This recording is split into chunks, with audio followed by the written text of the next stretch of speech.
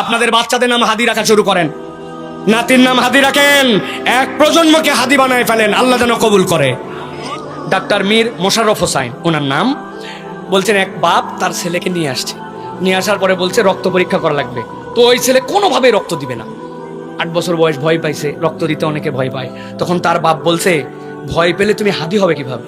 ওই ছেলে সাথে সাথে হাত বের করে দিয়ে বলছে ডাক্তার সাহেব আমার রক্ত নেন। এটা হাদির সফলতা। আল্লাহ শাহাদতের মর্যাদাটাকু এইভাবে আল্লাহ কবুল করছেন যে আমার তরুণেরা হাদি হতে চায়, এক শ্রেণী হাদির স্বপ্নকে ভুলাই দিতে চায়। আমরা স্পষ্ট কণ্ঠে বলতে চাই, প্রত্যেক এই প্রজন্মের ইমানদারের হৃদয়ের মধ্যে হাদি ঢুকছে, আমরা ওই হাদির চেতনাকে লালন করবো ইনশাআল্লাহ। রাজি তো ইনশাআল্লাহ?